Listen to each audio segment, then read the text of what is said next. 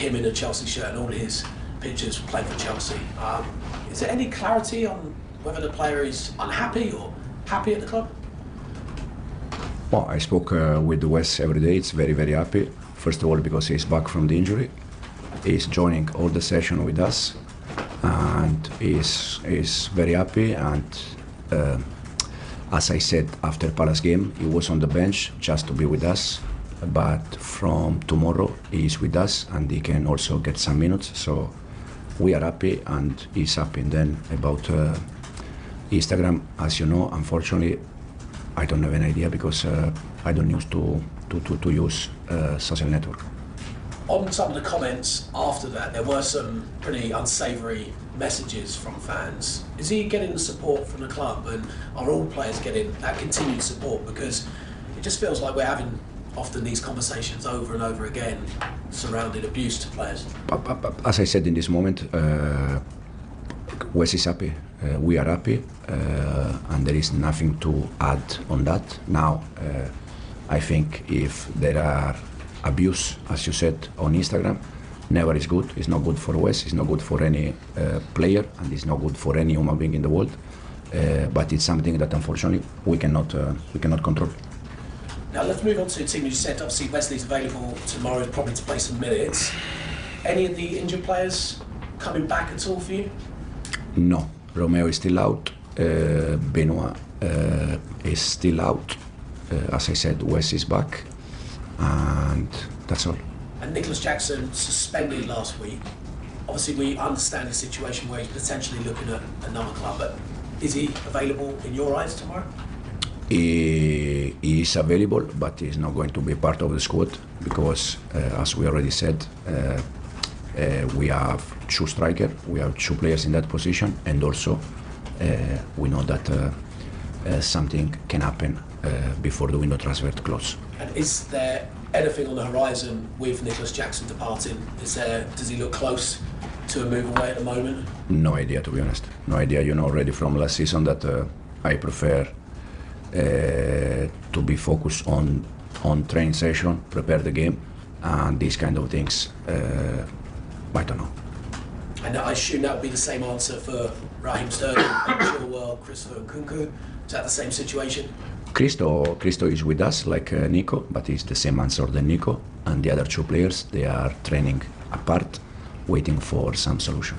Enzo, what would happen at the end of the transfer window? You've got quite a few players there. If they were to remain at Chelsea, could you integrate them back into the squad? Idea. No idea. It's not the moment, to be honest. We have still, as you said, 2 weeks, 10 days, 2 weeks, but not idea. Also because it's difficult to plan because anything can happen. Okay, thanks, Enzo. Thanks, James. Soraya? Hi, Enzo. You touched on this briefly before about João Pedro and the Indelap playing together, but all his time in the Chelsea shirt he's played as a 9. We've seen him play between the lines at his other clubs. What situation would you play them together, and what other positions do you see João Pedro playing? Is he a second striker, left winger? I think João with us, he can play the 5 position at front, the winger, wide or inside the pitch, or behind the striker. I think he can play in all the position for sure. Probably as a 9 or behind the striker is his best position, but he can play in all attacking position for us. You've spoken about how you view your defensive options, and you said it's not just being a central defender with Levi Colwill being out. It's about being used to the way you play, and Tosin's probably the best suited for that. But you've got Hato, you've got Achiampong needing a bit of time, Alcemino as well. But are you going to change and adapt? Is this something in your mind that would be possible for you to do, not play and build up from the back? Or is it going to be a situation where if you don't get a centre-back, you're going to have to adapt and change that? No, there is not in my mind, in my view, not to play from the back. As we said many times, you can be a little bit more direct when you face team that they try to be high pressing, but it's not in my mind at all to play in different way. Then I said already, we used Josh in the last game. We are trying to find some internal solution, and we see. And then you have West Ham next, first away game of the season. You beat them twice last season, so familiarity a little bit. What sort of tactical battle do you expect? Because last season you said, you know, their pre-season they haven't looked quite gelled yet. There's a little bit of pressure even though we're at the start of the season. You said those teams are the most teams that you need to be wary of because they have something to prove. So what do you expect from that match? Tough game again. All the Premier League games, they are tough, they are difficult. If you remember the game at home last year was a difficult game for us. They defend very well. Tomorrow I expect exactly the same. And again, the Premier League just started, so you can see that they are trying to find some solution in the same way we are doing. Thanks, Soraya. John? Hi, Enzo. How are you getting on with the search for a centre-back? Are you confident that you will get one in by the end of the month? I already said that we are looking for internal solution, and I showed that last game against Palace, and we see what's happened. But you are looking externally as well, presumably. We are trying with, as I said already many times, to find solution. Is everybody on the same page? Is that now, of the players you want to bring in, is that now the priority for everybody at the club to get a centre back? I said, and I repeat again, probably I need to improve my English. We are looking for internal solution, and we see if something happen. Okay, and with players like Nicholas Jackson and Christopher Nkunku, do you have to be careful the way not careful, but you have to handle them carefully, because obviously there is a scenario where they could be here in September and you may still need them. We see if they're going to be here, they're going to be with us. In case they are not here, that means that they found a solution. And at the end, I think it's always better if they can find a solution, because I think they're going to be more happy and the club the same. And just to follow on, where do you think the squad are at the moment? Obviously, you've had a lack of pre-season, you've had the Club World Cup. Is it going to take a couple of weeks to get up to 100%, would you say? For sure, with more time, we're going to be better and better.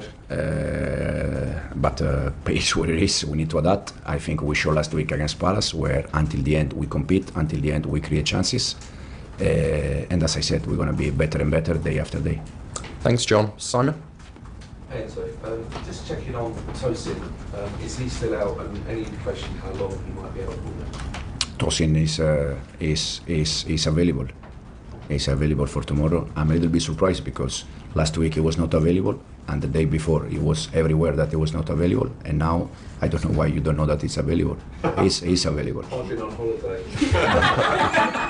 Very good for you. No, because surprised me the last week against Palace, the day before the game, he was everywhere that was not available, and now you don't know that it's available the day before the game. Excellent.